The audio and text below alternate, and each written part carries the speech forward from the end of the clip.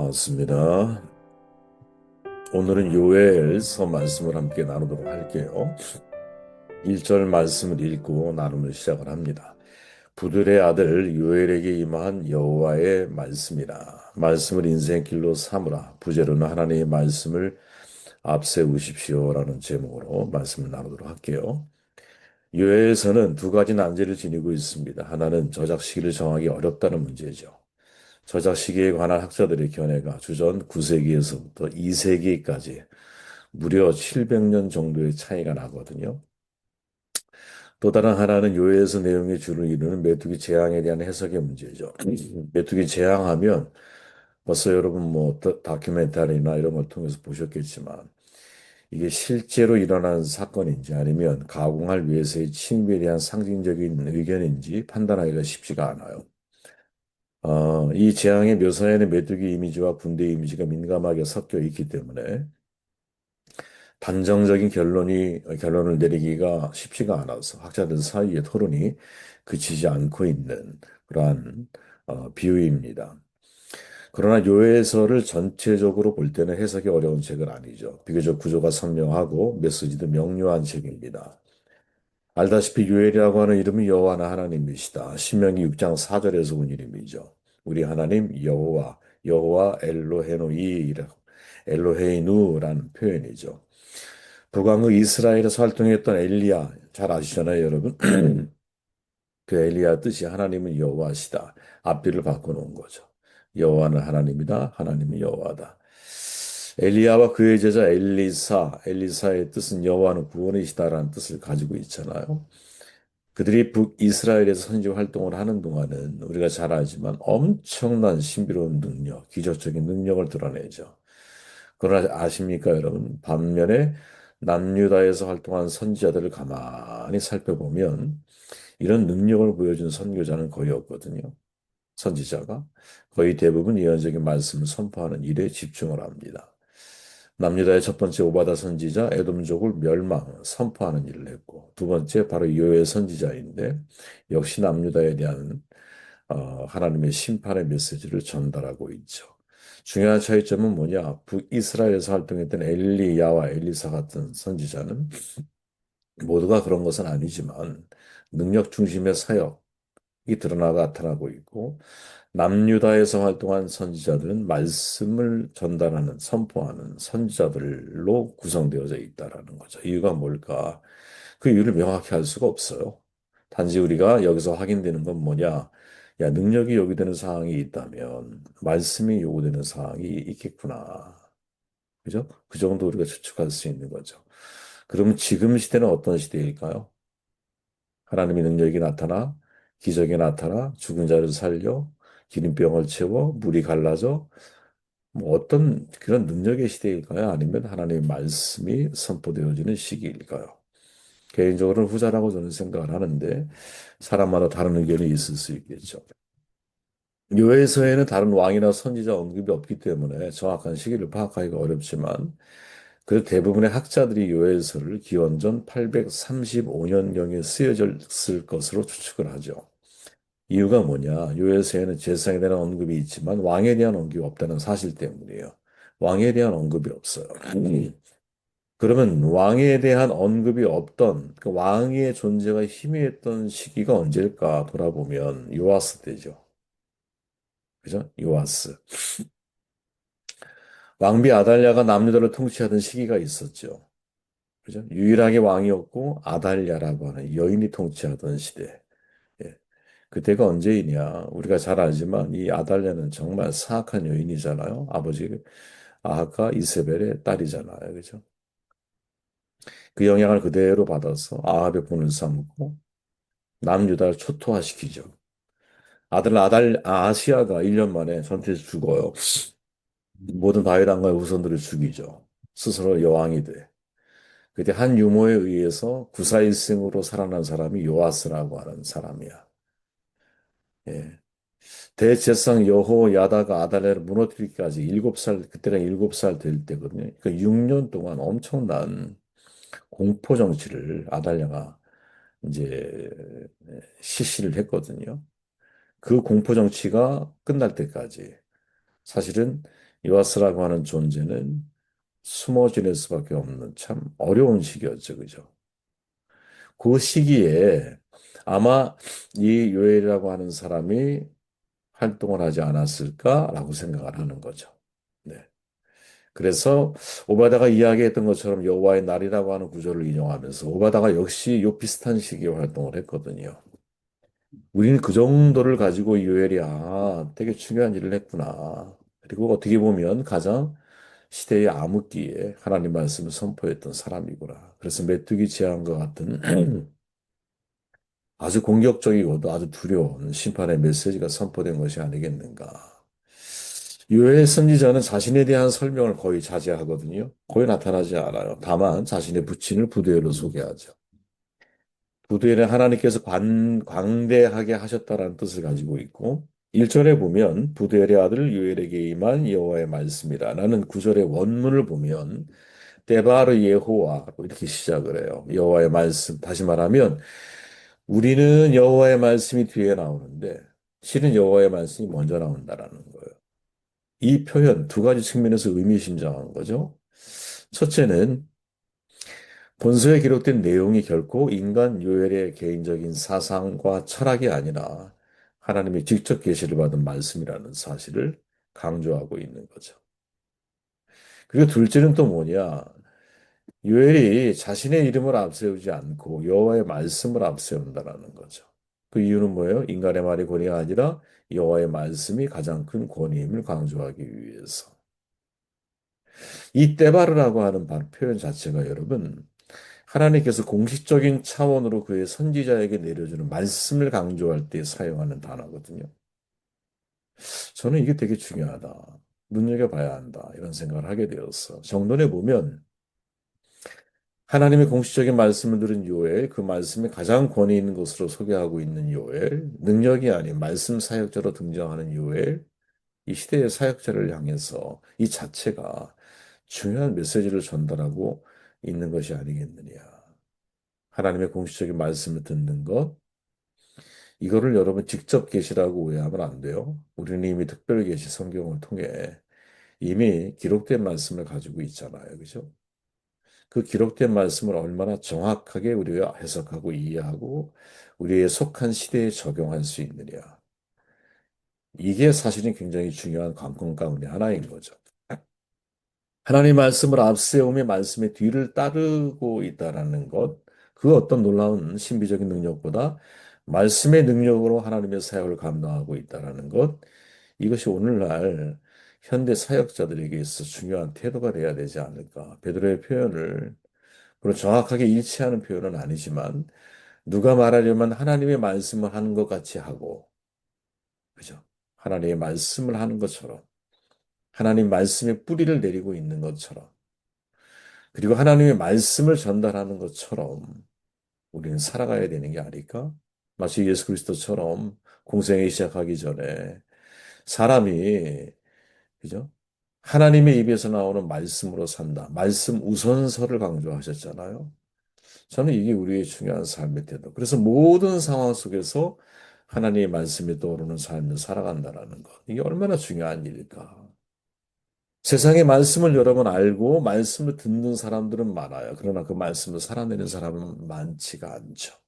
말씀을 앞세운다라는 것은 여러분, 내가 말씀의 뒤를 따라가는 삶을 살아가는 거잖아요. 쉽지 않죠. 저는 정말 이게 쉬운 일이 아니라고 봐요. 특히 사역자들을 조심해야 되거든요. 왜냐하면 늘 경고의 말씀, 제 자신한테 하는 말이에요. 내가 말씀을 늘 소유하고 있다라고 하는 착각에 빠져 살 때가 많아요. 자기도 몰라요. 하도 말씀을 많이 하니까. 저 같은 경우도 예외일 수가 없잖아요. 근데 바울의 표현을 빌리면 하나님의 말씀에 붙잡혀, 말씀에 붙잡혀야 되는 것이 내가 말씀을 소유한 사람이 되면 안 되고 말씀에 소유된 인생을 살아야 되는 거. 이게 결코 쉽지가 않아.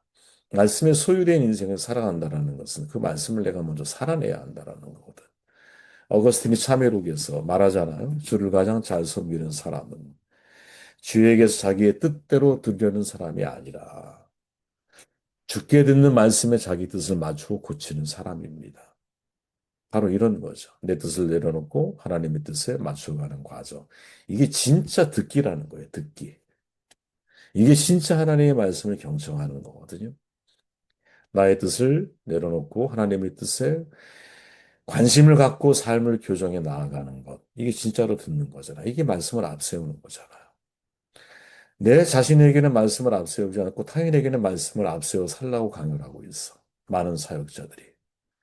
그러나 요엘 같은 경우는 어떻게 출발하고 있느냐? 이미 말씀 앞에서 때바로 여호와 하나님의 말씀이 내 인생 앞에 있습니다. 라고 고백하며 걸어가는 거거든요. 그리고 이 말은 나의 권위가 아니라 하나님의 권위 있는 말씀입니다. 라고 전달하는 거거든요. 내 말을 하고 싶은 게 아니에요. 하나님의 말씀을 전하고 싶은 거죠. 그렇게 말씀을 삶의 원칙으로 세우는 건 이게 복된 삶의 비결인 거예요. 그리스도인은. 세상 사람과 그리스도인의 결정적인 차이는 세상 사람들은 자기의 말, 자기의 생각을 앞세워요, 당연히. 근데 우리는 하나님의 말씀, 그리고 하나님의 생각을 앞세워야 되는 거죠. 대나무가 왜 강해요? 마디가 있기 때문에. 마디가 있기 때문에. 진짜 이게 되게 우리에게 중요한 그 인생의 비결을 알려주죠. 사람 사는 것도 마디가 필요한 거야. 성경은 그 마디가 무엇인지를 가르쳐 주는 책이에요. 성경의 경이 뭐냐? 배, 천의 날줄. 그러니까 세로줄을 일컫는 말이거든요. 옛날 어머니들이 배나 가만히 자던 모습을 한번 떠올려 보십시오. 날줄을 먼저 틀어 걸어놓은 후에 북으로 시줄을 넣어서 바디로 내려치는 거야. 예, 영상으로 많이 보셨잖아요. 중심이 되는 게 뭐냐? 날줄이야. 우리의 삶도 그렇다라는 거죠. 수직, 중심이 분명해야 하는 거야. 그래야 삶이 가지런해지는 거예요. 근데 중심이 분명하지 않으면 삶이 시줄과 날줄로 이어질 것 아니에요. 그죠? 인생이라고 하는 것이. 근데 이 중심이 분명하지 않으면 그럼 인생도 분명해지기 어려운 거지. 그렇기에 말씀을 인생줄로 삼는 사람이 진짜 복된 사람이에요. 제 평생의 꿈입니다. 여러분도 그런 꿈이 있으시겠죠. 말씀을 인생길로 삼아야 된다. 우리는 어떤 사람이냐? 존 웨슬리 다 들어보셨죠? 감리교 창시자죠. 별명이 뭔지 아세요? 한 책의 사람이에요. 이게 한 책은 세상적인 책을 말하는 게 아니야. 성경을 말하는 거예요. 그럼 그 책만 보고 다른 책을 안 봤느냐? 아니에요. 굉장히 똑똑한 사람이에요. 정말 많은 책을 읽었잖아요. 그죠? 독서에 대해서 강조한 사람 가운데 하나가 웨슬리 아니에요? 그럼에도 불구하고 그 삶의 척도가 되어준 것은 뭐냐? 언제나 성경이었다라는 거죠. 저는 우리가 이런 마음이 있어야 된다. 요한계시록에 보면 여러분 사도 요한이 바다와 땅을 밟고 서 있는 천사에게 작은 두루마리를 받는 장면이 나오잖아요. 들어봤을 거예요. 계시록 10장에 보니까 이것을 받아 먹어라. 너의 배에는 쓰겠지만 너의 입에는 꿀같이 달 것이다. 아니, 작은 두루마리가 말씀이라고 가정해 보십시오. 이건 뭐 정확한 비유니까, 그죠? 하나님 말씀을 귀로 듣는 거지. 그걸 어떻게 먹어? 되게 중요한 메시지죠. 아, 말씀은 존재로 받아들이는 거구나. 먹는 거야. 그죠? 먹어야 되는 거예요, 여러분, 말씀을. 말씀이 나의 인생길이 되기를 원한다면 그 말씀을 내 존재 전체로 읽어야 되는 거거든요. 존재 전체로 읽는 것. 내 존재 전체가 그 말씀에 반응해야 되는 거거든요. 그때 비로소 하나님 말씀이 매 순간순간 내 앞에, 내 생각보다 내 앞에서 나의 삶을 이끌어갈 수 있는 거죠. 저는 오늘날 여러분 사역자들, 특히 이제 사역자들이 말씀의 전달자로서의 사명을 잘 감당하지만 자신이 말씀의 실천자로서의 사명이 앞서 있다는 것을 망각할 때가 너무나 많고 더더욱이 다른 사람에게는 말씀이 인생길이 되라고 이야기를 하지만 정작 자기 자신이 하나님 말씀 앞에서 그 말씀을 나에게 먼저 적용하는 과정에서 아, 너무나 많이 실패하고 있지 않은가? 말씀의 적용 대상자 1순위는 타인이 아니라 우리 자신이죠. 이 예서를 통해서 다시 한번 내가 말씀의 인생길을 말씀으로 인생길을 삼고 있는지 우리 자신을 한번 돌아보는 은혜가 있길 바랍니다.